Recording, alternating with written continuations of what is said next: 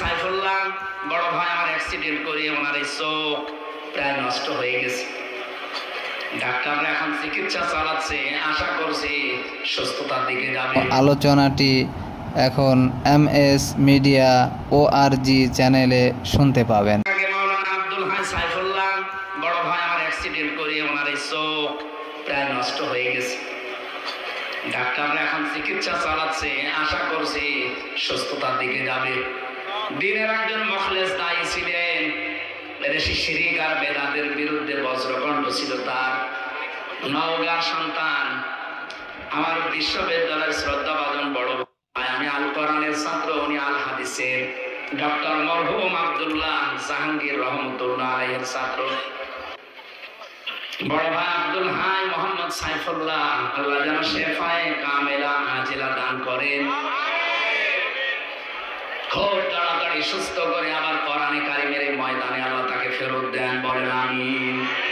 এই যে ষড়যন্ত্র আছে, গোপন ষড়যন্ত্র চলছে, দ্বীনের দায়ী যারা সঠিকভাবে কোরআন প্রচার করে তাদেরকে আব্দুল্লাহ জাহাঙ্গীর স্যারের মতো চাপা দিয়ে মেরে ফেলার চেষ্টা আছে অনেকে। ওনার অবস্থা ওই রকম, সামনে থেকে একটা পেছন থেকে আর একটা, গাড়ি দুইটা দমড়িয়ে উনি যে বেশি আছে শুকরিয়া। আমরা চাই এরকম ষড়যন্ত্রের যেন তদন্ত হয়, মানে তো সামনে আমাদের জীবন ঝুঁকির ভেতরে। কথা বলুন কেন? আমি আবার এই লক্ষাধিক মানুষ নিয়ে দোয়া করছি, আব্দুল হাই মোহাম্মদ সাইফুল্লাহ বড় ভাইকে আল্লাহ শেফায়ে কামেলা আজেলা দান করেন, বলেন আমিন। পরিবারস্থ লোক, তার স্ত্রী, মেয়েগুলো অসহায়, তারাও মাজলুম মানুষ। এই মানুষগুলো যেন ধৈর্য ধারণ করে, তার মা বাবার কাছে আল্লাহ সন্তানটাকে যেন আবার সুস্থ অবস্থায় ফিরিয়ে দেন। দিনাজপুর জেলার শেতাবগঞ্জ থানার অন্তর্গত দারুল কোরআন মহিলা মাদ্রাসা হাফেজিয়া ছাত্রীদের বিদায়ী সম্মাননা উপলক্ষে মাদ্রাসা ময়দানে তাফসীরুল কোরআন মাহফিলের সমাপন সভাপতি আফামান হাক্কা আলাইহি কালিমাতুল আযাব আফাআনতা তুনকিযু মান ফিন নার। সূরা জুমারের 20 নম্বর আয়াতে আছে, আল্লাহ তাআলা বলেন, হে নবী, আমি যার উপরে ফয়সালা দিয়েছি যে লোকটা জাহান্নামে যাবে, যার উপরে শাস্তি অবধারিত লিখে দেওয়া হয়ে গেছে যে লোকটা জাহান্নামে যাবে, আফা আনতা, আপনি কি পারবেন তুনকিযু মান ফিন নার, তাকে ওই জাহান্নাম থেকে বের করে নিয়ে আসতে? কে বলছেন বলেন তো? কাকে? চিন্তা করে দেখেছেন? যিনি জাহান্নামে দেবেন তিনি বলছেন, যাকে তিনি সুপারিশ করে মানুষকে বের করবেন তাকে। নবীজিকে যদি আল্লাহ বলতে পারেন, হে নবী আপনি পারবেন ওই লোকটাকে জাহান্নাম থেকে বের করে নিয়ে আসতে? প্রশ্নবোধক চিহ্ন দিয়েছেন, আফা আনতা, ইন্টারোগেটিভ সেন্টেন্স এটা। তার মানে আল্লাহ প্রশ্ন দিচ্ছেন, না আপনিও পারবেন না। নবী যদি কাউকে বের করতে না পারে, হামজা পারবে? পারবে না? পারে? হামজা পারবে? পারবে? এই জন্য এটা যেহেতু জান্নাতের বাগান, এখানে আল্লাহ কোন জাহান্নামী মানুষকে নিয়ে আসবে না। যারা আমরা এসেছি নবীদের এই হাদিস এবং কোরআনের আয়াত অনুযায়ী আমরা বিশ্বাস করতে পারি যে আমরা জান্নাতি, খালিদিনা ফিহা লা ইয়াবগুনা আনহা হিওয়ালা। কারণ মানুষ যদি জান্নাতে যায় সে চিরকাল থাকবে, কোনোদিন তাকে বের করে দেওয়া হবে না, লোকটা বের হতেও চাইবে না। হযরত ইদ্রিস নবীর জীবনে পড়েছিলাম তাফসীরে, খুব শখের নবী ছিলেন। আমরা আজরাইল ফেরেশতা একবার ডাক দিয়ে বলেছে, মাবুদ আমি তোমার নবী ইদ্রিসের সাথে বন্ধুত্ব করতে চাই। ঠিক আছে যাও। এসে তিনি ডাক দিলেন, নবী ইদ্রিস আমি এসেছি আপনার সাথে বন্ধুত্ব করার জন্য, আমি কিন্তু সাধারণ, আমি অসাধারণ ফেরেশতা আজরাইল, আমি দান কবজ করি। হযরত আজরাইল কথাগুলো শোনা বলার পরে নবী ইদ্রিস বললেন, ঠিক আছে আমি রাজি আছি, কিন্তু আমার শর্ত আছে কয়েকটা। আপনি যদি মানতে পারেন তাহলে আপনার সাথে আমি বন্ধুত্ব করতে পারি। তাহলে এই বন্ধু, এই শব্দটা অনেক গুরুত্বপূর্ণ। পৃথিবীতে সবচাইতে মানুষের জীবনে প্রভাব পড়ে হয় বন্ধুর নয় বান্ধবীর। এই কথা বুঝতেছে?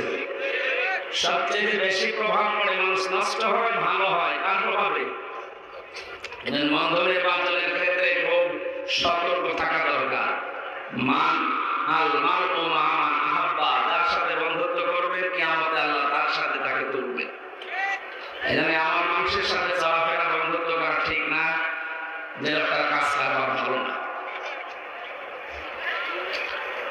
হযরতে আজরাইল আলাইহিস সালাম বললেন, ঠিক আছে বলেন আপনার শর্ত কি? নবী ইদ্রিস বলেছেন, এক নম্বরে আমি জানি আপনি মানুষের জান কবজ করে। আমি আল্লাহর বক্তব্য জানি যে পৃথিবীর সব মিথ্যা হলেও মরণের যন্ত্রণা মিথ্যা না। আপনি আমাকে এখন মেরে ফেললেন, জান কবজের যে কষ্ট এটা আমি একটু দেখতে চাই, আমার শখ এটা। এটা কি? আমি বললাম না ক্লাস চলছে, 1 2 ছেলে মেয়েরা যেভাবে জবাব দেবে এভাবে জবাব দেবে। এটা আমার শখ। কি? আমি শখ করে মরতে চাই যে কেমন লাগে আমি দেখি। ঠিক আছে। 2 নম্বর শর্ত আমার, জাহান্নামে মানুষকে আল্লাহ নাকি কষ্ট দেয়, এটা আমি শুনেছি। কিভাবে মানুষ জাহান্নামে কষ্ট পায়? লা ইয়ামুতু ফিহা ওয়া লা ইয়াহইয়া। ওখানে গেলে মানুষ মরবেও না, বাঁচবেও না। আপনি আমার একটু জাহান্নাম দেখাবেন, আবার বের করে দেবেন, একেবারে আমি থাকতে চাই না।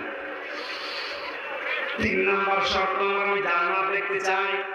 জান্নাতে বিশাল নাজ নিয়ামত আল্লাহ সাজিয়ে রেখেছেন, তাজরি মিন তাহতিহাল আনহার। এর তলদেশ দিয়ে নদী আর নহর প্রবাহমান থাকবে। কিভাবে থাকবে আমি এটা দেখবো।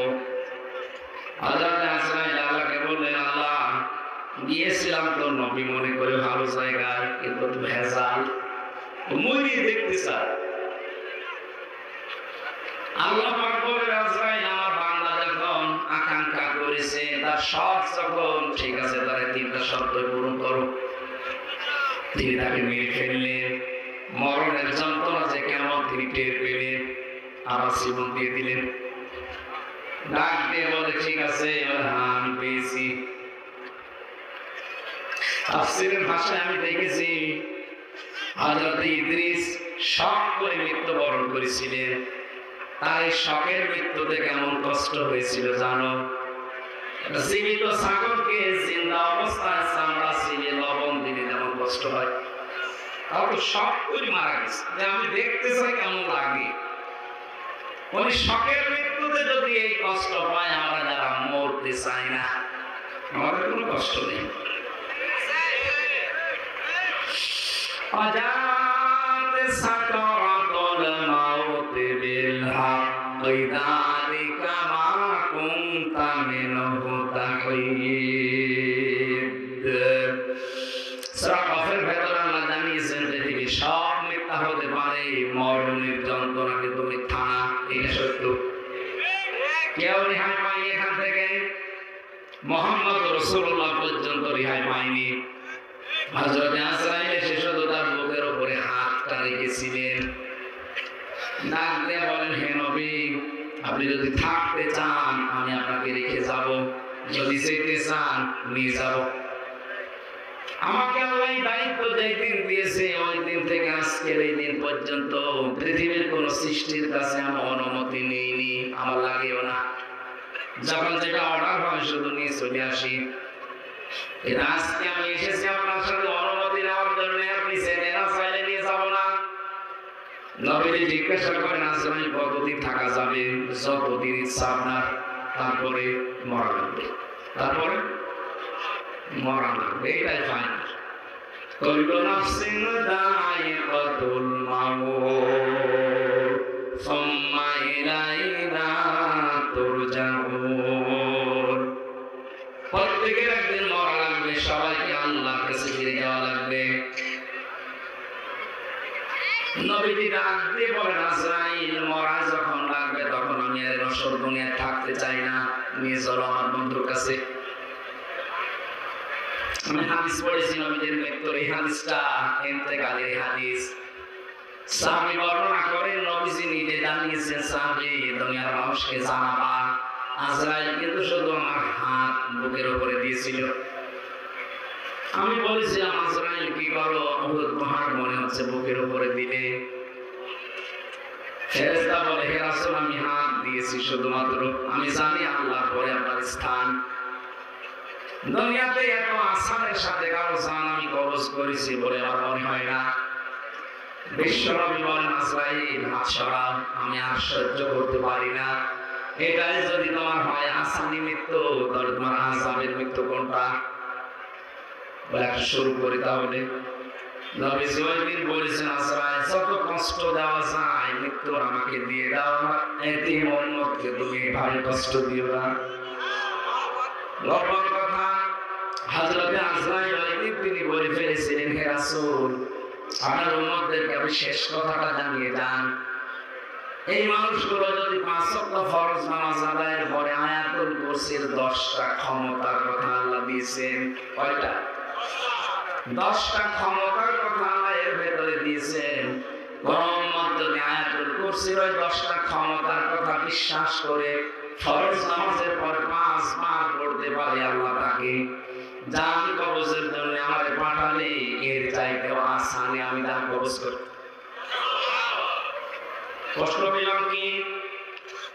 হযরত আজরাইল আসবে, জান কবজ করবে, কিন্তু আয়াতুল কুরসি যদি ফরজ নামাজের পরে কেউ একবার করে পড়ে, 5 ওয়াক্ত নামাজে 5 বার, আমরা যেভাবে পড়ছি এইভাবে না, এর ভেতরে 10টা ক্ষমতা কুদরতের কথা আছে। কয়টা? এগুলো আপনাকে জানা লাগবে, বিশ্বাস করা লাগবে এবং প্র্যাকটিক্যাল লাইফে দেখানো লাগবে যে আমি মানি। ঝড় আসলে আপনি উল্টিয়ে যাবেন, ওর না পড়া না। কথা বুঝতেছেন না? আপনি বোঝেননি, আন্দাজ ছিলিয়েছে। আজরাইলের শর্ত ছিল কি?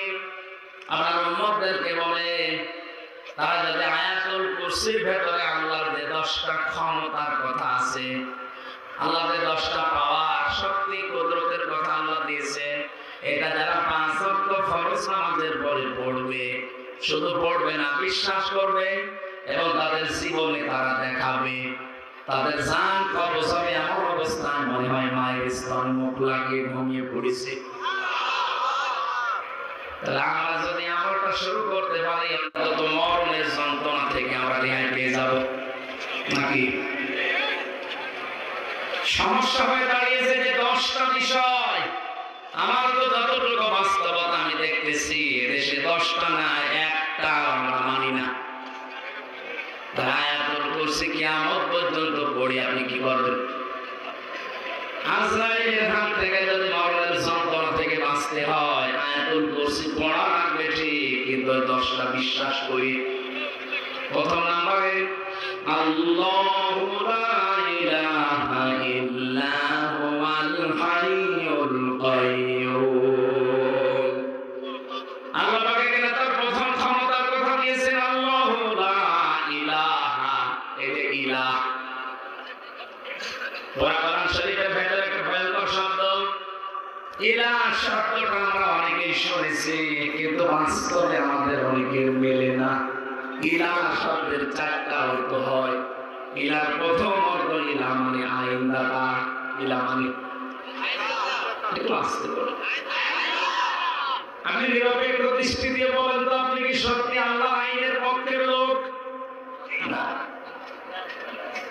হয়তো নামাজ যেটা আল্লাহ আইন আপনি পড়তে রাজি আছেন, রোজা আল্লাহ আইন আপনি পড়তে রাজি আছেন, আল্লাহ আইনকে যে চুরি করলে হাত কেটে দেওয়া যায়, মানুষ হত্যা করলে তাকে হত্যা করা লাগে, এটা শুনলে আপনাদের কেমন লাগে?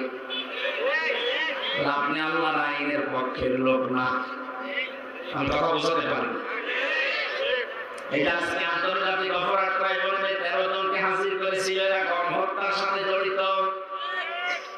আপনি যদি এখন দেখেন মানুষ হত্যা করলে তাকে হত্যা করা লাগবে, এই আইনটা হামজা বানিয়েছে। আর আসতে বলেন কে? সূরা বাকারা 178 নম্বর আয়াত, ইয়া আইয়ুহাল্লাযীনা আমানু কুতিবা আলাইকুমুল কিসাসু ফিল কাতলা আল হুররু বিল হুররি ওয়াল উনসা বিল উনসা। এই পৃথিবীতে আমি ইমানদার যারা তাদের উপরে লিখে দিলাম, দুনিয়াতে যদি কেউ কাউকে হত্যা করে তার কিসাসের বিধান তাকেও হত্যা করা লাগবে। এটা 3732 জন মানুষ জুলাই আগস্টের 5 তারিখের আগ পর্যন্ত হত্যা হয়েছে বাংলাদেশে, এটা এখন প্রমাণিত। হত্যা যদি হয় অবশ্যই কেউ না কেউ করেছে। যারা জড়িত আছে সে সেই হোক, এই আয়াত অনুযায়ী তার বিচারের পক্ষে আপনাকে থাকা লাগবে না। এখন আপনি যদি বলেন না এটা বর্বর আইন, এটা একটা কথা হইলো মদিনায় গেছে ওরা যা আবার ভালো মানুষ মেরে ফেলবে, আপনি কি আল্লাহর সাথে বেশি মায়া দেখাচ্ছেন? ওরে যিনি বানিয়েছে তার সাথে আপনার মায়া বেশি। এই দুনিয়াকে শান্ত করার জন্য পৃথিবীকে যদি ভারসাম্য পূর্ণ করতে চান এই বিধানটা কায়েম করাই লাগবে, নয়তো বিনা কারণে মানুষ হত্যা আপনি বন্ধ করতে পারবেন না। আল্লাহ বুঝে শুনে আইন দিয়েছেন, জানে মানুষের দুর্বলতা কোথায়। একটা মানুষকে যদি বাইতুল মুকাররমের সামনে নিয়ে ওই জায়গায় এক কোপে দুনিয়া থেকে বিদায় করে দেওয়া হয়, আগামী কিয়ামত পর্যন্ত এই দেশে বিনা কারণে কেউ কাউকে হত্যা করার আদেশ দেবে না। দিয়েছিল না 6 সালে উনি আদেশ দিলেন, সারা দেশ থেকে আসো, লগে বইটা নিয়ে আসো। কেন আপনি দিলেন এটা? আমাকে আপনাকে ওহী নাযিল করে জানিয়েছে যে লগে বইটা নিয়ে আসতে বল, মানুষ পিটিয়ে মেরে লাশের উপরে ডান্স দাও বলেছিল। কোন কারণে এটা করবেন? আপনি হুকুমে আসেন, আসেন হুকুমে আসেন, আসেন না আপনি। এখন আন্তর্জাতিক অপরাধ ট্রাইব্যুনাল যেটা দিয়ে বিচার হয়েছিল 71 সালের, এটা এখন 24 সালের বিচার হচ্ছে। আজকে থেকে অলরেডি আরম্ভ হয়ে গেছে। এখন প্রমাণ তো সব আমাদের কাছে আছে, কারণ তাম দুনিয়া এখন কত আপডেট, সব প্রমাণ ভিডিও ক্লিপ আকারে আছে। জামালপুরের এক মন্ত্রী ছিল টাকলা মুরাদ, তার মাত্র 6 মিনিট 32 সেকেন্ডের একটা অডিও ক্লিপ ফাঁস হয়েছিল মাহিয়া মাহির সাথে। বিশ্রী ভাষায় কথা বলেছিল, ওটা রেকর্ড হওয়ার পরে ওটা ইন্টারনেটে চলে গেছে। তাও ভিডিও না, অডিও ক্লিপ মাত্র 6 মিনিট 32 সেকেন্ডের। এটা যদি ফাঁস হয়ে তার মন্ত্রিত্ব চলে যায়, তার দলীয় পদ যায়, তার যা ছিল সব থেকে এদেশের সরকার তাকে বাদ দিয়েছে। কথা বলবে কেন? আর আপনি 2 মাসে যা করেছিলেন জুলাই আগস্টে সব কিন্তু ভিডিও, সব ভিডিও। আপনি কি মনে করছেন এখানে আমি বসে আছি কেউ দেখতে পাচ্ছে না? আমেরিকায় বসে বসে দেখতেছে। এই জন্যই তো আজ হারুন আঙ্কেলকে খুঁজে পাওয়া যাচ্ছে না। যে বিপ্লব কুমার সরকার পাওয়া যাচ্ছে না, জানে যে যেখান থেকে যাই করেছি আমি মাটির নিচে বসে সিদ্ধান্ত নিলে ওখানে ওইটা আবার ফিট করে রেখেছে। এত উন্নত তারা, তাম দুনিয়া জানতেছে যা এগুলো ভিডিও ক্লিপ সব ধরা আছে। 2006 সাল থেকে 24 সাল পর্যন্ত যত কিছু করেছে এখন সবগুলোর বিচার সামনে। আমরা চাই মানুষ হত্যা করার বিচার, যেহেতু মানুষ হত্যা করা লাগবে, যদি প্রমাণ হয় এগুলো কোনো বিচার না, একবারে শেষ করে দেন। সামনের দুনিয়ায় যারা আসবে চেয়ারে তারা চিন্তা ভাবনা করে মানুষ মারার অর্ডার দেবে। এখন যদি এরা ছাড়বে যায়, সামনে যারা চেয়ারে বসবে ওরা বলবে চল, অসুবিধা নেই। এই জন্য দুনিয়ার ভারসাম্য রক্ষা করার জন্য বিচার খুব দরকার। বিচার সম্পূর্ণ করার জন্য, ন্যায় বিচার করার জন্য আল্লাহর আইন মাস্ট বি লাগবে। ইলাহ শব্দের প্রথম অর্থ আইন। ইলাহ মানে যিনি আইন বানাতে পারেন। আল্লাহু খালিক ওয়াল আমর, তাবারাকাল্লাহু রাব্বুল আলামিন। বলেন আল্লাহু আকবার। আল্লাহ পাক বলেন আমি বানিয়েছি দুনিয়া, কারো সাহায্য আমার লাগেনি, আমি বানিয়েছি। আল্লাহুল খালিক ওয়াল আমর, দুনিয়া আমি বানিয়েছি, এখানে আইন চলবে আমি আল্লাহর। এখন এতে বিচার আরম্ভ হয়ে গেছে, চলছে। এই কয়েক বছর 15.5 বছরে যে বিচার আমরা দেখলাম, দেখে অনেকেই খুশি ছিল, হ্যাঁ ঠিক আছে। যে বিচার আমরা দেখলাম, দেখে অনেকেই খুশি ছিল, হ্যাঁ ঠিক আছে, ওরা অপরাধী, ওদের বিচার করে। আরে ওটা 50 বছর আগে, আর দেখে টাটকা অপরাধী। 71 সালে 50 বছর পার হয়ে গেছে, আর আপনারটা মাত্র 2-3 মাস আগে। এই বিচার আরো কত তাড়াতাড়ি হওয়া দরকার। সত্যি যদি বিচার দেওয়াবে হচ্ছে হবেও, আমি আশা করছি হবেও। যদি হয়ে যায় এই দেশ দেখবেন ঠান্ডা হয়ে যাবে। এই বিশ্বাস নিয়ে আপনাকে আয়াতুল কুরসি পড়া লাগবে যে আমি আল্লাহর আইনের পক্ষের লোক। কেউ হত্যা করেছে, হাতাকে মেরে ফেলা লাগবে, কোনো মায়া মহব্বত এখানে নেই। কেউ চুরি করেছে, তার হাত কেটে দেওয়া লাগবে, এইটাই বিধান। এখন যদি বলেন না একটা সীমিত মানুষের হাত কেটে দেবে, একটা কথা হইলো, আপনি আল্লাহর সাথে বেশি বোঝেন। আমাদের রিমান্ডে যারা নিয়েছিল ওই অফিসার গুলো মাটির নিচে আয়না ঘরের ভেতরে, ওরা মাঝে মাঝে এমন কথা বলতো মনে হচ্ছে আল্লাহর সাথে বেশি বোঝে। আল্লাহর বলতো না এটা ঠিক হয়নি, আল্লাহ আমি বাকিগুলো নাই বললাম না, ওইটা বলা আমার উদ্দেশ্য না। আমি শিক্ষা দিচ্ছিলাম ইলাহ মানে আইনদাতা। আল্লাহ কি আইনদাতা না? বলেন বলেন। 2 নম্বরে ইলাহ মানে সার্বভৌম ক্ষমতার অধিকারী। আমি বিবেক কোরআন শরীফ সামনে নিয়ে বলছি আল্লাহর কসম, আমি কোনো দিকে টেনে বলছি না, যা আছে তাই বলছি। ইলাহ দ্বিতীয় অর্থ কি বললাম? সার্বভৌম ক্ষমতার অধিকারী। সার্বভৌমত্বের অধিকারী কে বলেন তো?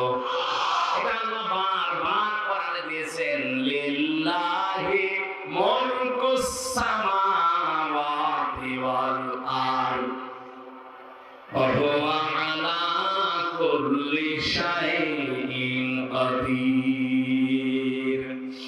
আল্লাহ পাক বলেন এই যে আকাশ জমিনের যে সার্বভৌম ক্ষমতা, মুলকিয়াতের মালিক দুনিয়ার কেউ না, এটা আমি আল্লাহ নিজে। সত্য কথা বলছি, আমি কোরআন একেবারে হাতে নিয়ে আপনি কি মনে করবেন আমি জানি না।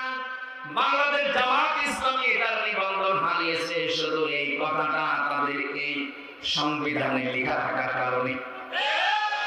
হয় যদি বলতো না সার্বভৌম ক্ষমতার অধিকারী আল্লাহ না জনগণ, ওদের জীবন নিবন্ধন কেড়ে দিতে পারতো না। কারণ এই দেশে যারাই বলে সার্বভৌম ক্ষমতার অধিকারী, ক্ষমতার উৎস জনগণ, তাদের নিবন্ধন সব ঠিক আছে, তাদেরটা কেড়ে নেওয়ার কোনো বুদ্ধি নেই।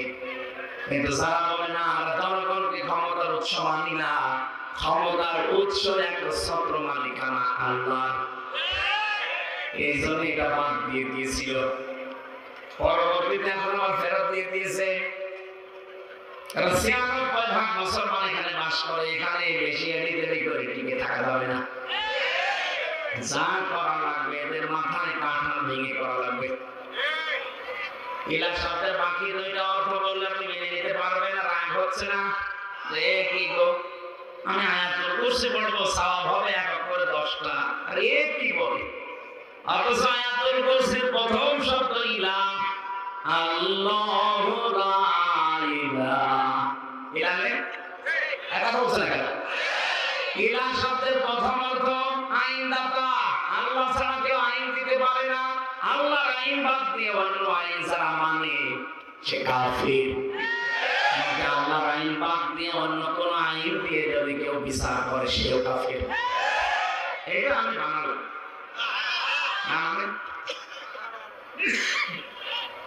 আল্লাহ ইয়াহকুম বিমা আনজালাল্লাহু ফাউলাইকা হুমুল কাফিরুন।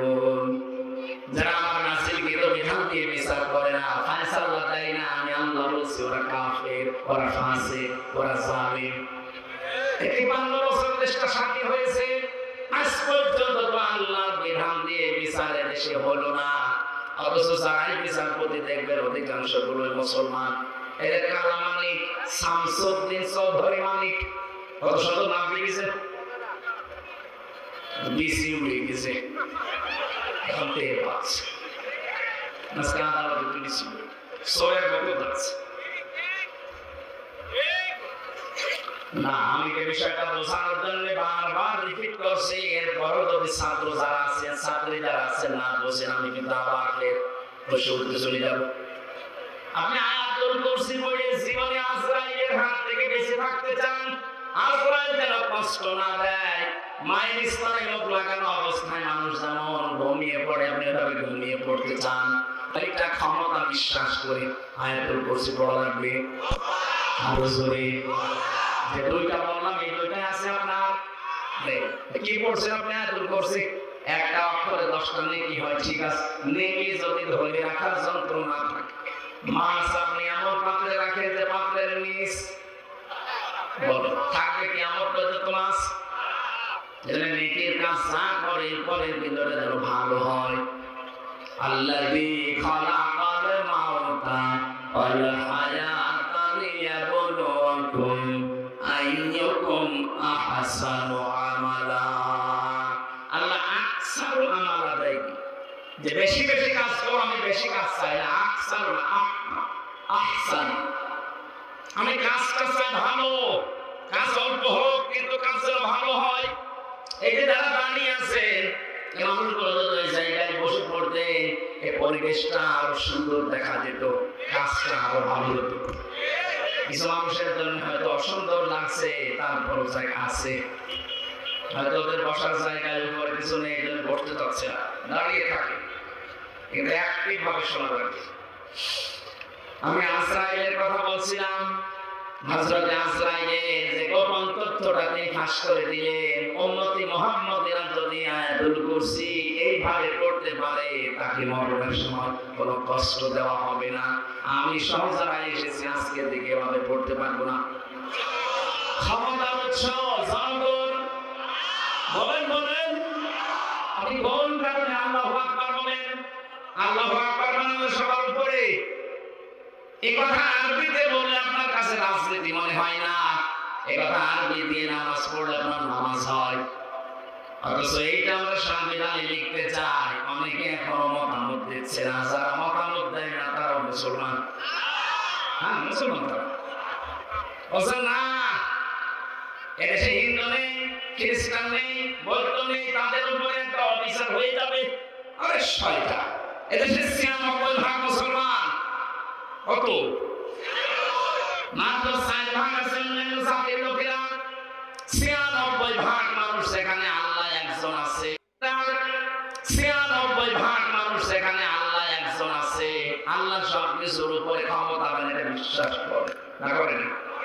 সেখানে আপনার দুর্বিসন্ধি হবে, মানে বৈষম্য হবে কোন কারণে? ওই মানুষগুলোর ভেতরে আল্লাহ একজন আছে, বিশ্বাস আছে, কিন্তু প্রকাশ করতে পারে না। আপনি হিন্দুকে একবার ঘরের ভেতরে নিয়ে আচ্ছা করে পিটাবেন আর বলবেন সত্যি করে বল তোকে বাঁচাতে কে পারে। ও জীবনেও হরি দুর্গা হবলের নাম বলবে না, ওর রূপে আল্লাহ একজন আছে। আমি নিজে পরীক্ষিত, যখন বরিশালে পড়তাম চরমনাই, ওই সময় মাঝে মাঝে নৌকায় যেতাম, তখন ব্রিজ ছিল না। নৌকায় ওঠার পরে দেখি ঝড় উঠেছে। আমরা যারা মুসলমান বলছি লা ইলাহা ইল্লাল্লাহ, হিন্দু দাদা আর দাদি দুজনেই বলছে লা ইলাহা ইল্লাল্লাহ। কি গো চেহারা দেখে মনে হচ্ছে অন্য ধর্মের, কালেমা পড়েন মানে মুসলমান হয়েছে, বলছে না কালেমা পড়ে। আমার বলছে যে ঝড় উঠেছে এ ঝড়ে কালী দুর্গার কাজ না, এ আল্লাহ লাগবে। ওরা জানে দুনিয়াতে কঠিন বিপদে পড়লে মানুষ হিসাবে আমরা যে মানবীয় গুণাগুণ নিয়ে বড় হচ্ছি, আমাদের ভেতরে একটা দুর্বলতা আছে, অস্থিরতা আছে। আজকে তেলাওয়াতের আয়াতে ৩ আয়াত আগে আছে, ইন্নাল ইনসানা খুলিকা হালুআ ইযা মাসসাহু শাররু জাজুআ ওয়া ইযা মাসসাহুল খায়রু মানুআ। অবশ্যই মানুষকে অস্থির করে বানিয়েছে। বিপদে পড়লে হায় হতাশ করে, হতাশা ঘিরে ধরে, মনে হয় আর মানুষ সহ্য উঠবে না। কোনো কিছু যদি পাই, আমার নিয়ামত, কল্যাণ কিছু পেলে তখন কৃপণ হয়ে যায়। এগুলো মানুষের স্বভাব।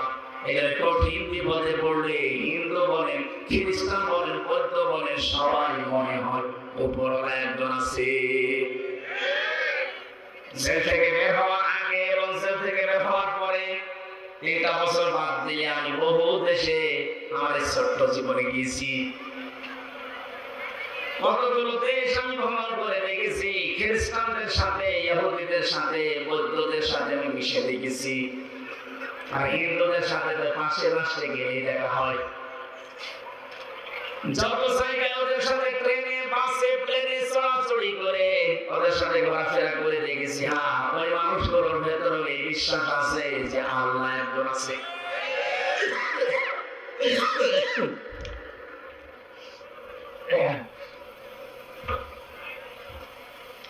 হয়তো সরাসরি আল্লাহ এটা বলে না, কিন্তু উপরওয়ালা বলে। কি বলে? উপরওয়ালা বলে ডাকে। কয়েকদিন আগে আমি ইংল্যান্ডে ছিলাম, কি সিঙ্গাপুরে গিয়েছিলাম, ওখানে খ্রিস্টান বেশি। যে মানুষগুলো আমার সাথে দেখা করতে এসেছিল, যাওয়ার সময় নেতা গোছের মানুষ, তারা ওই দেশ চালায়। ওনারা আমাকে এই শর্ত দিয়েছে যে আপনি কথা বলবেন, আপনার ধর্মীয় গ্রন্থ যেটা আছে কোরআনে কারীম, ওরা কোরআন জানে, কোরআন থেকে কথা বলেন, কিন্তু কোনো ধর্মকে আপনি ছোট করবেন না। আমি বলেছি কোন ধর্মকে আমি ছোট করার জন্য আসি নাই, কিন্তু সত্য ধর্ম যেটা সেটা আমি তুলে ধরবই। ৪,৫০০ ধর্ম আছে দুনিয়াতে, আল্লাহর কাছে মনোনীত মাত্র একটা ধর্ম, ইন্নাদ-দীনা ইনদাল্লাহিল ইসলাম। আল্লাহ পাক বলেন আমার কাছে একমাত্র মনোনীত পছন্দনীয় ধর্মের নাম ইসলাম। বাকি ৪,৫০০ যা আছে সব মানুষের বানানো, মানুষ উলটপালট করেছে। শিক্ষিত মানুষ তো ভেতরে যেহেতু বিবেক আছে একটু নাড়া দিয়েছে। আমি বললাম আপনার এখনই মুসলমান হওয়ার দরকার নেই, এখন ঈমান আনা লাগবে না, আপনি চিন্তা ভাবনা করেন। ইংরেজি ভাষণ পাওয়া যায়, কোরআনের তাফসীর বের হয়েছে, আপনি পড়েন। পুরাটা একবার পড়ে আমার সাথে বলবেন, এই যে নাম্বার হোয়াটসঅ্যাপ সব দিয়ে গেলাম, কথা বলবেন। আমি মাঝে মাঝে যোগাযোগ করি, কি কত দূর হয়েছে, কেউ বলে 2 পারা চলছে, কেউ 3 পারা, ইংরেজিতে ডাবিং করা, ওইগুলো পড়ে। টনি বেলারের শালিকা, টনি বেলার নাম শোনেন? এই লোকটা শালি ছিল, ছোট শালি। ও আমেরিকা থেকে ইরানের তেহরান বিমানবন্দরে এসে নেমেছে। ওকে খ্রিস্টানরা গোয়েন্দা হিসাবে পাঠিয়েছে। ও কিন্তু অনার্স মাস্টার্স করা একটা মেয়ে। বিশ্ববিদ্যালয় থেকে, তাও পৃথিবীর নাম করা বিশ্ববিদ্যালয় থেকে অনার্স মাস্টার্স করে, ডক্টরেট করে, পিএইচডি করে এসে নেমেছে। কোটি কোটি ডলার তাকে দিয়েছে যে মুসলমানদের কাছে যাবে তাদের ঈমানটা ধ্বংস করার জন্য। খুব সুন্দরী মহিলা, আপনি ইন্টারনেটে সার্চ দেবেন পাবেন। এত ফর্সা, ওর উপরে যেগুলো দেখা যায় এগুলো যদি এত ফর্সা হয়, বাকি গুলো নাই বললাম। এত সুন্দরী। তেহরান বিমানবন্দরে নামার পরে এক মুসলমান এগিয়ে এসেছে। এদিকে আসেন। ডাক দেওয়ার পরে বলছে আপনারা ইসলাম মেনে চলেন। ইরান একটা মুসলমান রাষ্ট্র। তেহরানের বিমানবন্দরে নেমে বলছে আমার একটা ইসলাম জানার জন্য অথেন্টিক বই দিন। ইসলাম আমি জানতে চাই, আমি মানবো না, আমি মুসলমান হব না, কিন্তু ইসলাম আমি জানতে চাই। নির্ভেজাল ইসলাম জানা যাবে সেই বই পড়লে, ওই বই দিন। আপনার কাছে কোন হিন্দু এসে যদি বলে যে আমি মুসলমান হব না, কিন্তু আমি ইসলাম জানতে চাই, তার অধিকার নেই। এবার বুঝছেন কেন? কোরআন শরীফে তো বাবার নাকি হাযা বায়ানুল লিন্নাস, বায়ানুল লিন্নাস। এখানে হাযা বায়ানুল লিল মুসলিমিন, তাই মুসলমানদের জন্য না, মানুষ বাচ্চা যারা বেঁচে তো সবার জন্য কোরআন শরীফ।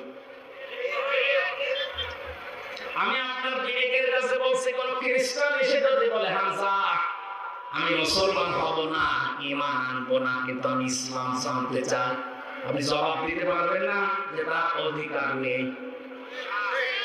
অধিকার আছে না? এখন প্রশ্ন আসতে পারে কোরআন শরীফ ও তো ছাড়া তো ধরা যায় না, ও তো খ্রিস্টান, ও তো হিন্দু মানুষ, ওর তো ওযু নেই। আমি রিমান্ডে এক অফিসার পেয়েছিলাম, দেবদুলাল। এক কোরআন শরীফে যে আয়াত আছে, আমি একটা হাফেজ মানুষ, আমি কোরআনের উপরে অনার্স মাস্টার্স করেছি, অথচ ওর কাছে মনে হচ্ছে যে আয়াত আমার শেখা লাগবে। এমন কোন আয়াত বলে বাংলা অর্থ বলে। রাত 12টার পরে আসতো রিমান্ডে, মাটির নিচে ভোর 6টায় যেত, একা একা যেত, কবরের মতো জায়গায় আমি আছি। ঘুম তো আসতে চাই না, ওই অফিসারের সাথে ডিসকাস করতাম, বলেন তো দেখি আমি আছি। ঘুম তো আসতে চাই না, ওই অফিসারের সাথে ডিসকাস করতাম, বলেন তো দেখি প্রথমে মনে করতাম কি গো, এটা এখানে নাম লেখা থাকে দেবদুলাল, দেখে বুঝলাম যে নাম যা এ মনে হয় ফুল হাতা হাফ হাতা ফুল হাতা না। আমি বললাম দাদা আপনি শিখেছেন কোন জায়গা থেকে? বলছেন মাস্টার্স করা মানুষ। আমি ওই সময় থেকে একটা কিউরিওসিটি জেগেছে আমার ভেতরে, একটা অনুভূতি যে আমি মুসলমানদের কোরআন শরীফ পড়বো। আমি কিন্তু এখন মুসলমান হইনি, কিন্তু পুরাটা আমার পড়া আছে। ওনারা টাকা আমলের আয়াতগুলো আমাকে শোনাতেন। হ্যাঁ, তেলাওয়াত শুদ্ধ আছে, তেলাওয়াত বেশ সুন্দর গ্রামাটিক্যাল কায়দা দিয়ে পড়েন। বাংলা অর্থ তো আন্দাজে জানা আছে, ইংরেজিতে ভাষণ দিত। দেখেন তো এই মানুষগুলো অন্য ধর্মের মানুষ হওয়ার পরে কোরআনে কারীম কত আয়াত করতে পেরেছে। আর এখানে যে হাফেজ আমিরের বাবা বসে আছে, আমার মনে হয় এখানে আলেম বাদ দিয়ে বাকি যারা পাবলিক এদেরও কোরআনের প্রতি এরকম দখল নেই। মুসলমান আমরা লড়েন বলতে এই মহিলা মুসলমানকে বলছে আপনি কোরআন শরীফ আমাকে দেন নাকি বলেন নির্ভেজাল ইসলাম আমি জানতে চাই। আপনাকে আমাকে এমন একটা বই দেবে যে বই পড়ে আমি নির্ভেজাল ইসলাম জানতে পারি। এখন যদি আপনি ফাঁসাইলে আমল তুলে দেন হবে, ওর মধ্যে কত দুর্বল হাদিস আছে। আর তো বলেছে আমি নির্ভেজাল ইসলাম জানতে চাই। পৃথিবীর কোন বই নির্ভেজাল না, একটা বই আছে নির্ভেজাল, কোন ভেজাল নেই। দালিকাল কিতাবুলা রাইবা ফীহি। মুসলমান তাকে কোরআন শরীফ দিয়েছে শুধু না, তাফসীর দিয়েছে। এই নেন, এটা পড়লে আপনি নির্ভেজাল ইসলাম জানতে পারবেন। আমি বলছিলাম 3 বছর লন্ডনে ছিলাম, ইরানে ছিলাম। 3টা বছর পর কোরআন শরীফ আমি আনা কোন জানা কোন পড়ি নাই, পড়ার মতো পড়েছি। প্রতিটি শব্দের অর্থ মানে একটা না একাধিক অর্থ মানে আছে। এটা গিরিশচন্দ্র সেনের নাম শুনেছি, উনি আগে কোরআন শরীফ প্রথম বাংলা করেছে না, ওনার আগেও দুটো করেছিল। নয়মুদ্দিন আর বসুমিয়া এই দুইজন মিলে আগে করেছে আংশিক, আর পূর্ণাঙ্গ কোরআন বাংলায় অনুবাদ করে দেখিয়েছে নরসিংদীর এই গিরিশচন্দ্র সেন। কোরআনের তাফসীর করতে হলে এক একটি শব্দের একাধিক অর্থ আপনার জানা থাকা লাগবে। আমি কোরআনের ছাত্র, সারাটা জীবন আমার 33 বছর বয়সে আমার মনে হয় 22 বছর কোরআনের উপর চলছে। এরপরও আমার যা ধারণা, আমার যা বিশ্বাস, আমাকে যদি বলেন কোরআন শরীফের প্রতিটি শব্দের অর্থ বলেন, আমার মনে নেই, আমার লেখা লাগবে। শুধু আমি কেন, এখানে যত বড় মহারথী থাকুক, প্রধানমন্ত্রী থেকে জিজ্ঞাসা করেন তো কোরআন শরীফের প্রতিটি শব্দের অর্থ বলতে পারবে? কেউ পারবে না। অথচ হিন্দু মানুষ বলে দেখো তাফসীর লিখেছে, তাফসীর করার জন্য কতগুলো বিষয় আয়ত্ত করা লাগে। তাহলে এক একটা শব্দের অর্থ কমপক্ষে 33টা পর্যন্ত তার জানা লিখেছে। কয়টা বলেন বলেন? কিন্তু কোরআনটাকে হেদায়েত দেয়নি, কারণ তার মন ছিল না। মারা যাওয়ার পরে জানাজা হয়নি, কবরে দেয়নি, পুড়িয়ে ফেলেছে। আজকে কোরআনের একদিন তাফসীর শোনা না, প্রধান অতিথি বলছিলেন আপনি নামাজ পড়েন না, কোরআন শুনতে আসেন। শুধু আজকের একদিন না, কিয়ামত পর্যন্ত যদি এখানে তাফসীর হতেই থাকে, আপনার যদি মন তৈরি না হয় যে আমি ভালো হব, হামজার বাবা কিছু হবে না। লরেন তো 3টা বছর পড়েছে, শুধু কোরআন শরীফ না, 86টা 6টা হাদিস ওর সাথে তাফসীর আকারে মিলিয়ে পড়েছে। পুরোটা 3 বছর শেষ করার পর মুসলমান হয়ে গেছে। সাংবাদিকরা ডাক দিয়ে বলছে কি আপনি একজন খ্রিস্টান। তাম দুনিয়ায় সবচেয়ে বেশি মানুষ বাস করে কোন ধর্মে? খ্রিস্টান। বলুন বলুন। এরপরে মুসলমান। আমরা হচ্ছে 175 কোটি, আর ওরা 250 কোটি। বাকি অন্যান্য জাতির লোকরা আছে তাম দুনিয়ায় 750 কোটি মানুষ আছে, 257টা রাষ্ট্র আছে। সব কয়েকদিন আগে আমি মালয়েশিয়া ছিলাম, সফর করে দেখলাম বাংলাদেশের থেকে 8 ডবল বড়। 8টা বাংলাদেশ জোড়া দিলে যত বড় হবে এক মালয়েশিয়া একা এত বড়। আমি ভারতে বহু রাজ্যে ঘুরেছি, বাংলাদেশের চাইতে 29 ডবল ভারত। বাংলাদেশ 59টা জোড়া দিলে যত বড় হবে এক আমেরিকা একা এত বড়। আমেরিকার কাছে বাংলাদেশ একটা পাড়া না, 59টা বাংলাদেশ জোড়া দিলে যত বড় হয় আমেরিকা একাই অত বড়।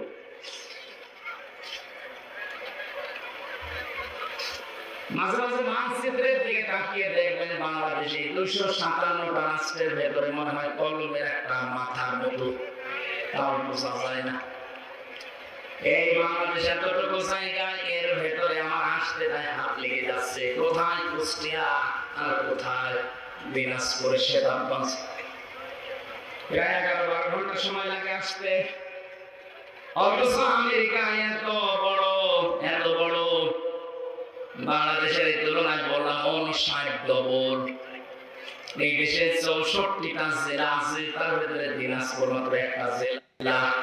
একটা জেলা না, এখানে থানা হয় 13টা না কয়টা থানা আছে, তার ভিতরে সেতাবগঞ্জ একটা থানা।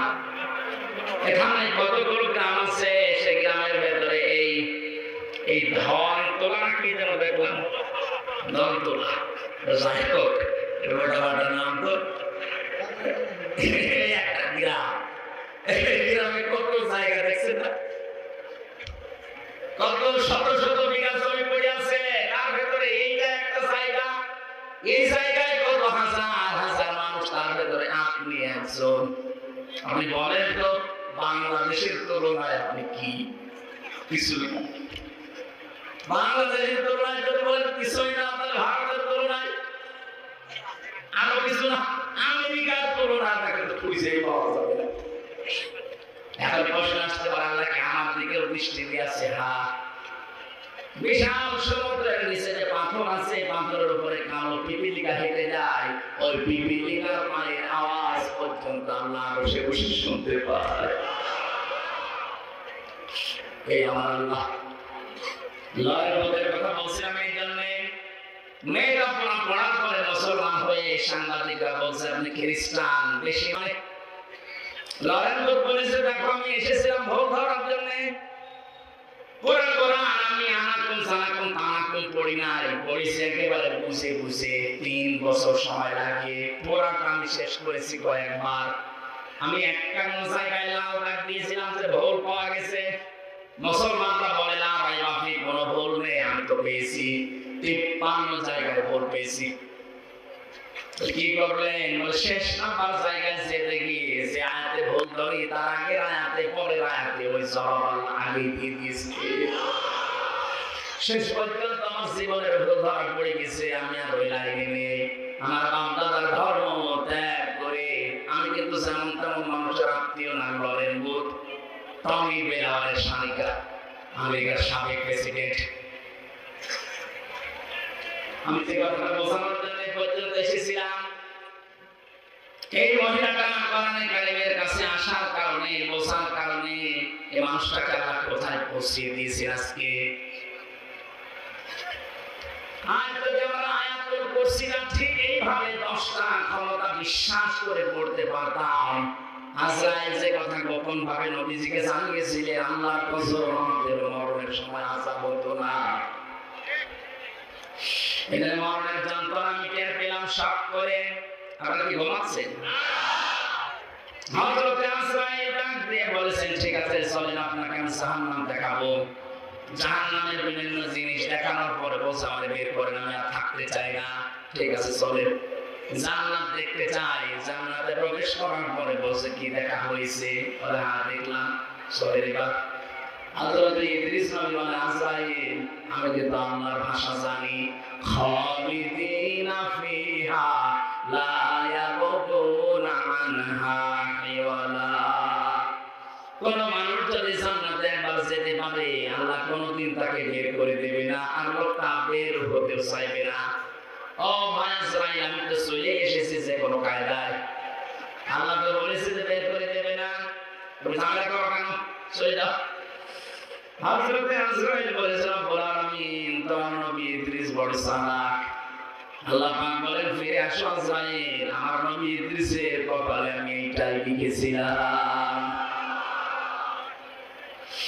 আমি কথাটা বোঝানোর জন্য হাদিসটা নিয়ে এসেছি যে জান্নাতে কোন মানুষ যদি একবার প্রবেশ করতে পারে আল্লাহ পাক তাকে বের করে দেয় না, সে বের হতে চায় না। এটা যে নবীজির ভাষায় জান্নাতের বাগান, আপনি বিশ্বাস করেন তো? কথা বলেন না কেন? তার মানে এখানে আমরা যারা এসেছি, এই প্যান্ডেলে যারা আছি, আমরা সবাই নবীর ভাষা অনুযায়ী জান্নাতি। বলুন, আল্লাহ আমাদেরকে বের করে দেবে না আর আমরা বের হতে। এখন দেখেন কোনটা চলে যাচ্ছে, যেটা যাবে বুঝবে না জান্নাত ভালো লাগছে না। অন্তত ধর করে পর্যন্ত যখন বসিয়েছেন, তাফসীরুল কোরআন মাহফিল আপনি লিখে দিয়েছেন, তেলাওয়াত কি আয়াত থেকে আমরা তাফসীর আকারে কথা বলতে চাই। আমা তাওফীকি ইল্লা বিল্লাহ।